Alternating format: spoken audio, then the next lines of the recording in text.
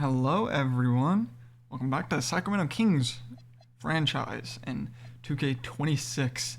Today is a big episode. These are the fun ones, the trade deadline episodes. We're going to start off by simming to the trade deadline, and we'll recap some of those games if any of them are interesting. And then after that, we're going to be doing the trade deadline trades. We're going to go through all the teams that made trades on the deadline. I'm going to be making trades for them that make sense for them.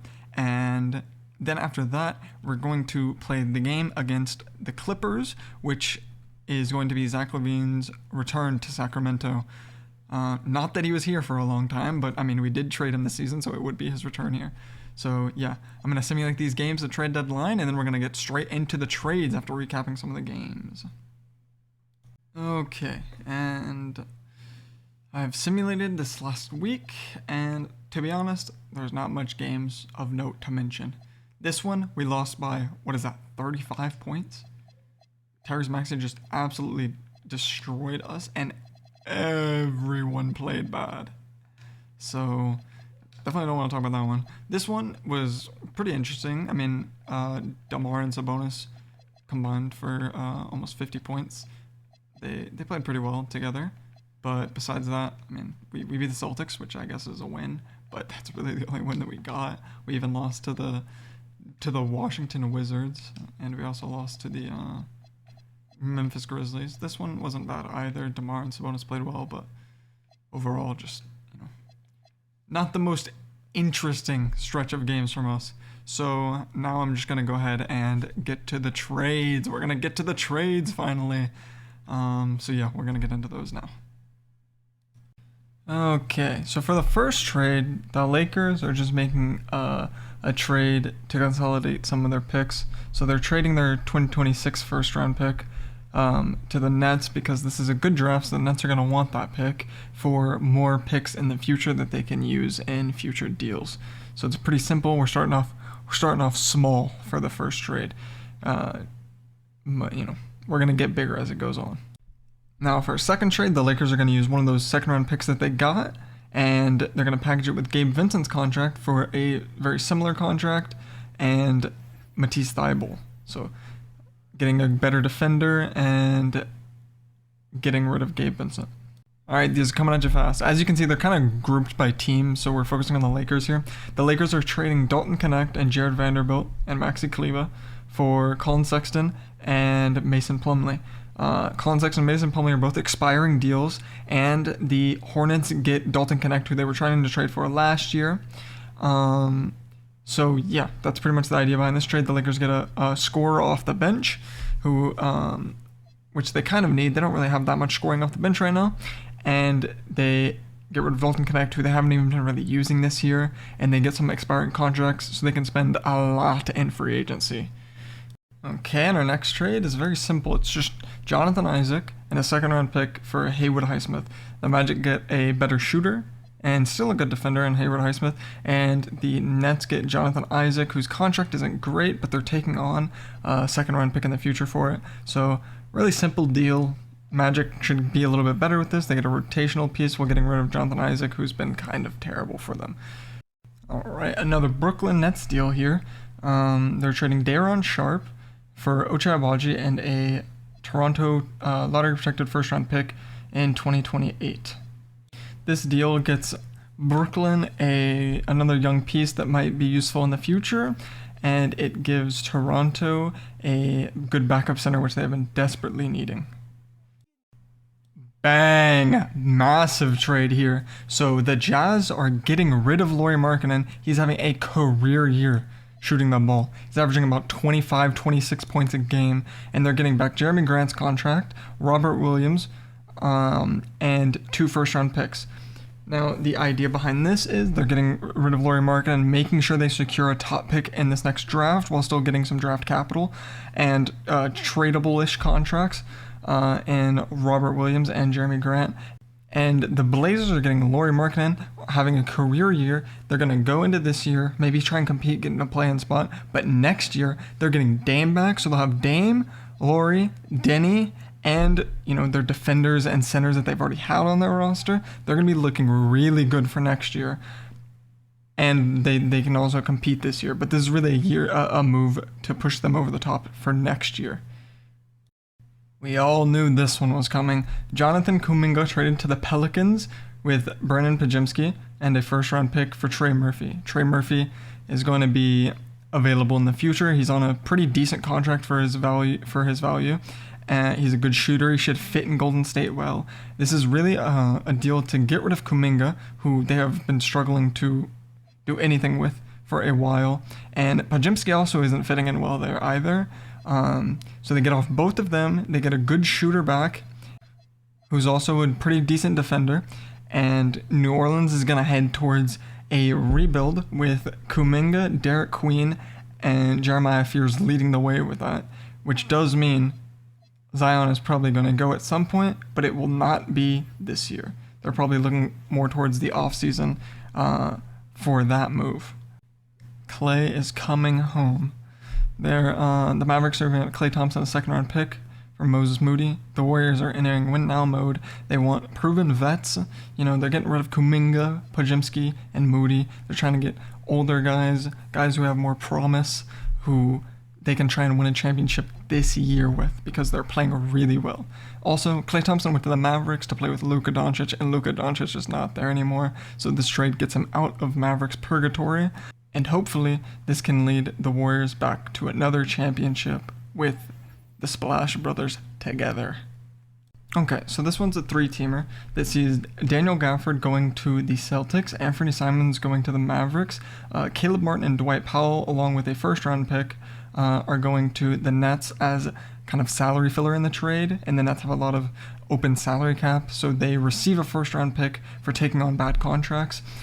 The Mavericks are getting a point guard who is a bit younger and also on expiring money, while getting rid of Daniel Gafford to a team that is going to be able to contend with him next year. Meanwhile, the Mavericks are entering somewhat of a retooling phase around Cooper Flag, and you know what's next on that list? It's Anthony Davis. So the Mavericks really had two options when trading Anthony Davis. One of the options was the trade that you're seeing now, which is Anthony Davis for Royce O'Neal, Jalen Green, Nick Richards, and a couple of picks.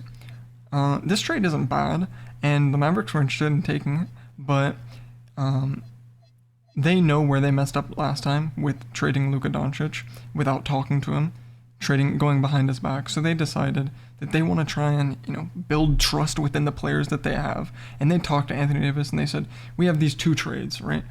Which one would you rather go to? Because they really want to build up the trust within the organization from players inside of it. So they talked to him and he said he'd rather go to the other team, which is the Chicago Bulls. Now, this trade would be Anthony Davis for Zach Collins, Isaac Okoro, Patrick Williams, 2 first-round picks, and a second. The Mavericks wouldn't be getting a whole lot for Anthony Davis, but I don't think his market is that big.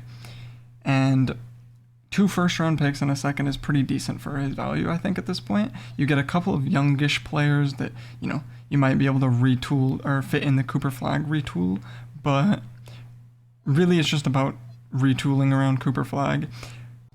And to do that, they just had to trade Anthony Davis.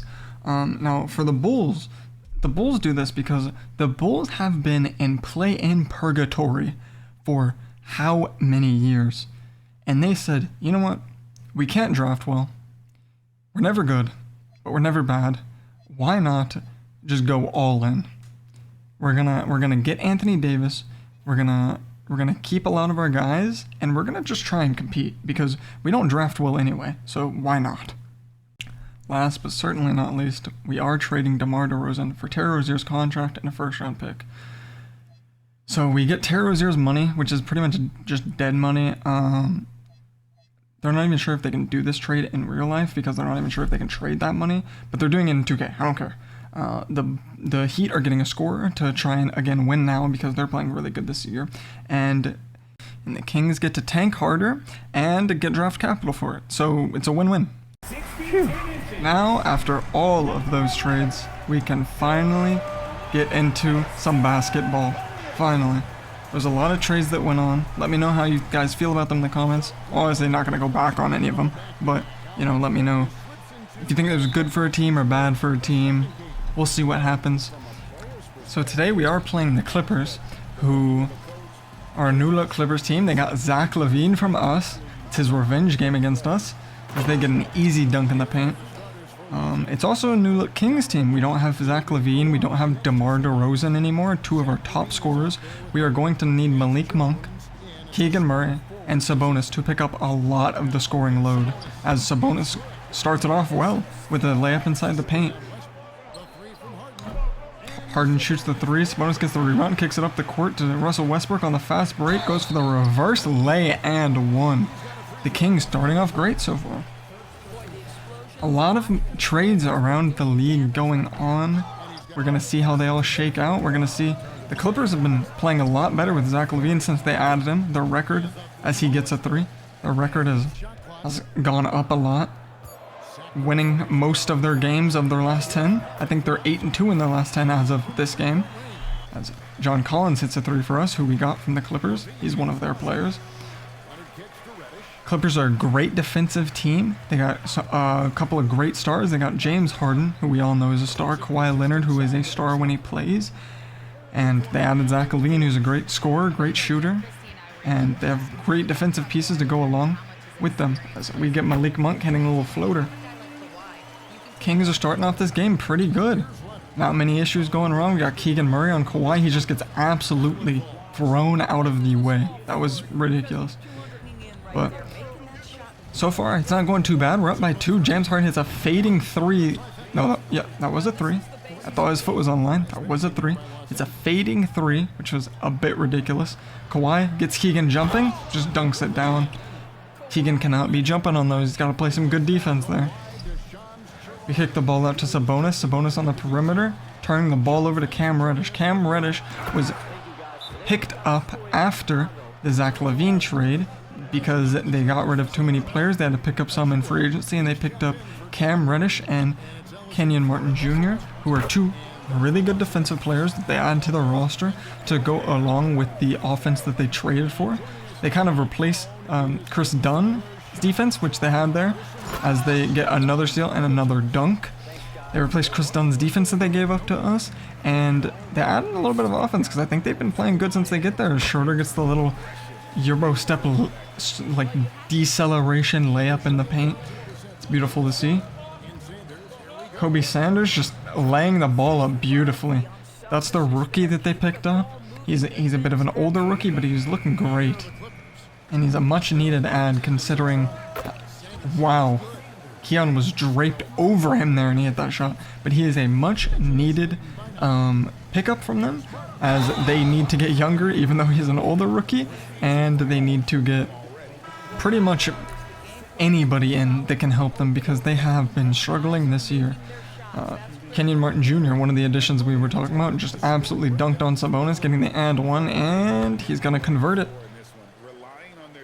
Our team's starting to fall apart with these turnovers here. I haven't been talking about it because I've been trying to talk about the team's construction, but we are just turnover after turnover, fast break points after fast break points for the other team. There's another turnover, as Kawhi's just going to pull up in transition and swish it.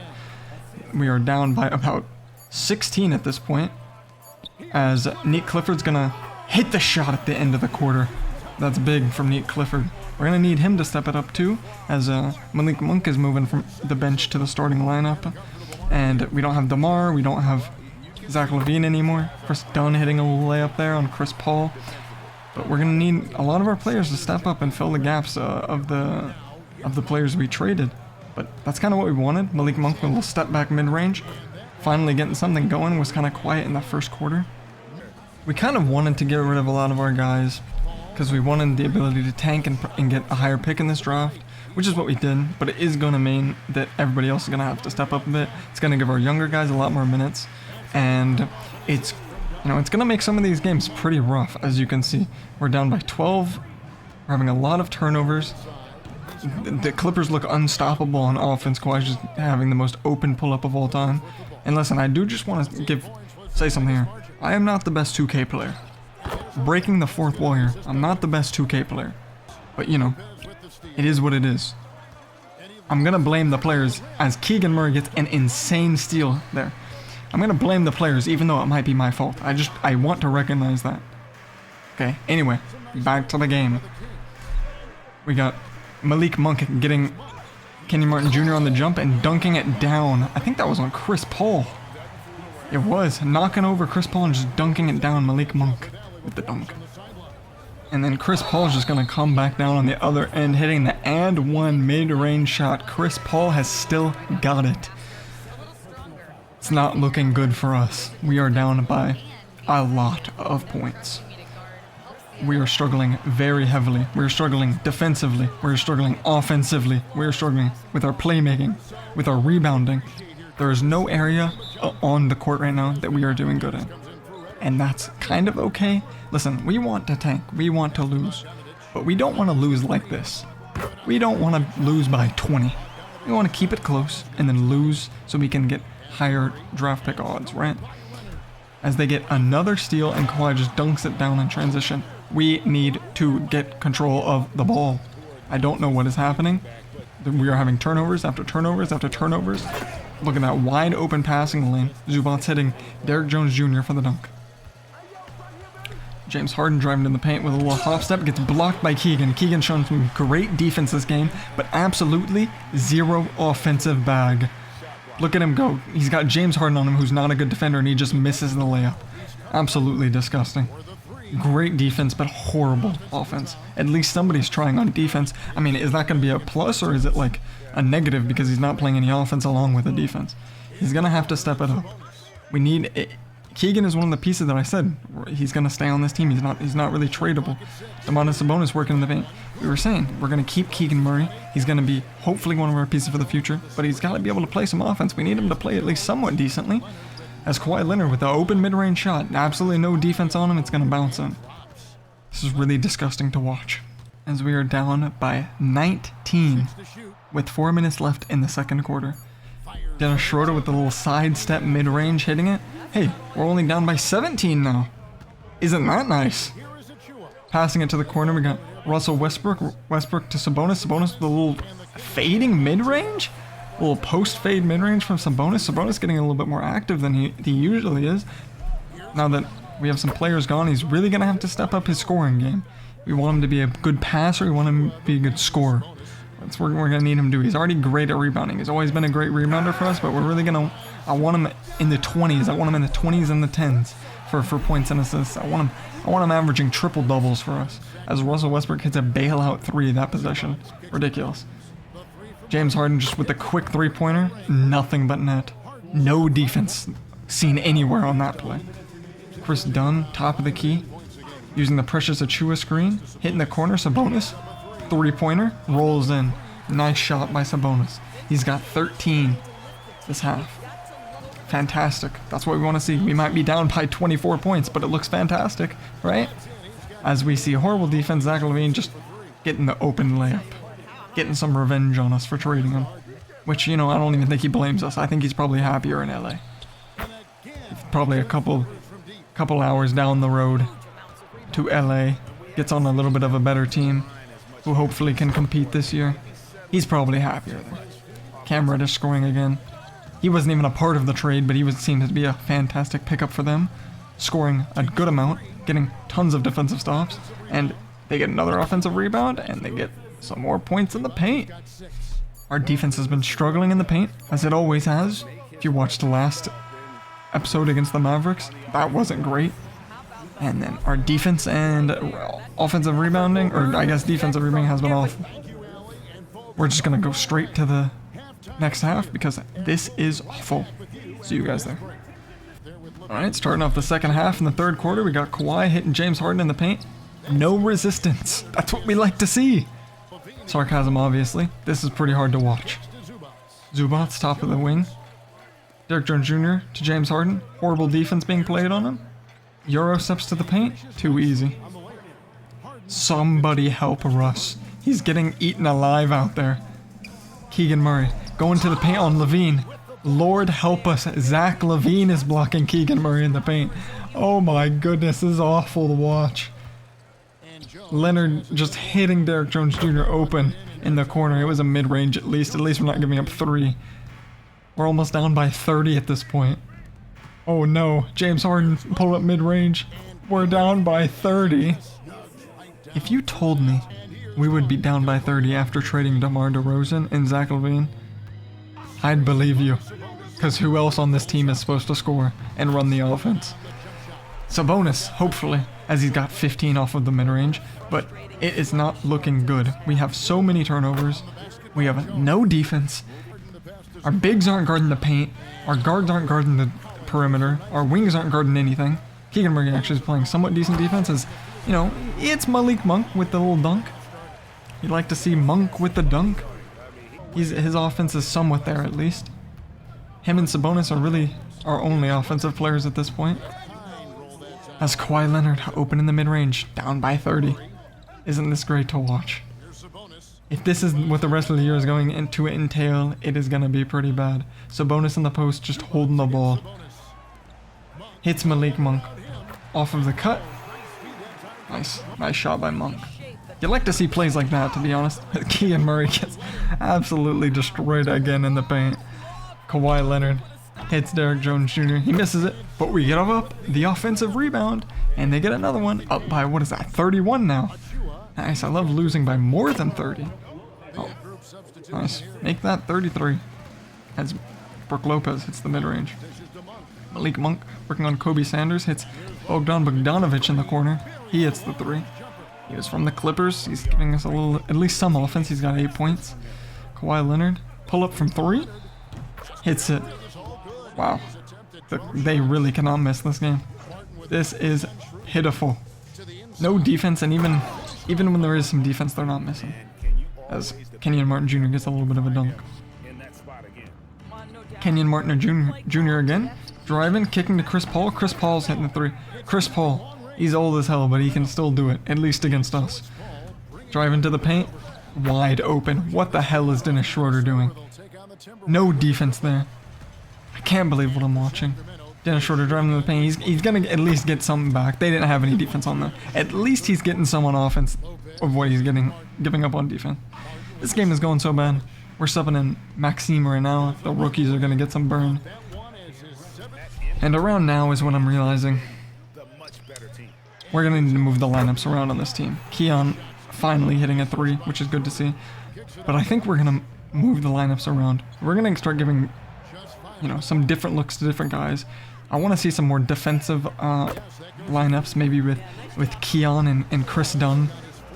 Maybe even starting, just mixing it up, seeing what we got here. Giving Maxime right now a lot more minutes because, you know, if we're going to be bad, we may as well be bad with our rookies, right? I want to give Neek some more minutes as well in the upcoming games. I think I might even start Neek in the coming games. I really want to mix up this team. I want to see what we got, so when we go into next season, or the off season, we know who we're keeping, who we're moving off of, and what we're doing. Because now is the time when we find that out. We don't have any really playoff aspirations, so it's time to play some of the guys that, you know, we want to see something from and see what we have in them. And if we have something, maybe we keep them, and if we don't, maybe they're gone in the off season. Another thing we might touch on at this point in time, as Devin Carter and Maxime Renal run the nice little pick and roll. Maxime Renal playing pretty decent minutes in his little blowout garbage time minutes. But another thing we want to touch on is, you know, we didn't trade everybody that we planned on trading. Keon Ellis is still on this team, and Domantas Sabonis is still on this team. We're 2 people that we were thinking we could trade at the trade deadline, but we didn't get those moves done. They just didn't really make sense for us. We didn't want to make too many moves, have this team be completely terrible, you know. We want there to be at least somewhat of a team there, right? You can't trade every single player, right? Also, we like Keon Ellis. We want him to be on this team. Domantas Sabonis is a different story, though. Domantas will probably be traded in the offseason. He is not in this team's long-term future, but we didn't really see any trades for him at the trade deadline, as Nick Clifford gets the little dunk there, but we didn't really see any trades for Domantas Sabonis that we were really loving. So we're going to trade him in the offseason to a team that wants to win now and that maybe fits where he would want to go. Because it's really hard to find a team that's going to fit a Domantas Sabonis, and we don't want to just give Domantas Sabonis to a random team. We want him to fit, and we want him to work well for their team. So we're going to make that move probably in the offseason. So he is on the team right now, but he's probably not going to be here into next season. At this point, I've been kind of just yapping, not really talking about the gameplay because, you know, we're down by 30. What is there to really talk about at this point? Sabonis is going to the paint. Beautiful move, beautiful dunk. Hey, maybe there is something to talk about. Maybe I'm missing out on something. No, I'm definitely not. But, yeah, at this point, I'm just kind of yapping. Not much gameplay to talk about as Nate Clifford hits a 3. Nate Clifford got 16 points. He's kind of coming alive. He has 13 points in the fourth quarter. This is why I kind of said maybe he's gonna get the start next game. He's showing us something here. He's giving us a little passes, a bonus to the paint. Nice assist by Neek. I want to see what we got in Neek. I like the pick in the draft. I like the Kings picking him up. And we've kind of had too many guys for him to really show what he's got. So now is the time. It's kind of what I was talking about earlier. So again, just to recap, as we got Conan Niederhauser in the game. That's how bad they're beating us. As he's even catching lobs. But just to recap, our plan is to build up Domantas Sabonis' trade value a little bit. He's gonna start. There's no doubt about that. His position is not in question. He's going to start. Hopefully we can build up his trade value, and we're gonna try out a lot of different lineups. We're gonna try out different guys, different lineups, see who's really valuable to us, and which young guys we want to keep building around. Keegan Murray is going to be a big one. I want to see Keegan take a big step up in the second half of the season. I want him to be scoring more. I want to see good defensive plays by him, and yeah, that's pretty much what I want to be seeing in the second half of this season. But this game was awful. I don't want to be seeing this in the second half of the season. I'll tell you that much. So let's just get to the box score. We got Sabonis with 19, 14, and 5. Shot it pretty well. He could score a bit more. He could get a little bit more assists, but he had a lot of turnovers. The Clippers were actually absolutely destroying us there. Nate Clifford had 17. He had 13 in the fourth quarter. Really good night from him, honestly. I want to see more of that. Malik Monk, he played pretty good and didn't get a lot of minutes here just because we were getting blown out. So we were just gave his minutes to younger guys. Dennis Schroeder, he didn't miss a shot, but again, he didn't play too much. Bogdanovich, he played okay. 3 turnovers. Absolutely a lot of turnovers from pretty much everybody on this team. I mean, just look at the turnover numbers from everybody. Russell Westbrook played okay, I guess. Cam Reddish had 4 steals. Kawhi had 3. James Harden had 3. Kenny Martin Jr. had 3. Cam Reddish shot 10 for 15 from the field. Like, we really absolutely just got demolished by not even Kawhi Leonard and James Harden. I mean, Kawhi played okay. James played okay. They didn't even have to do that much. Just Cam Reddish diced our team apart, and then they gave Chris Paul nearly 30 minutes because they were so far ahead. So, yeah, not the best game. Hopefully we play better coming into the second half of the season, but hopefully not too good because we do want to get a high draft pick. So, thanks for watching this episode, and I'll see you guys hopefully in the next one. Make sure to like and subscribe, and I'll see you guys later.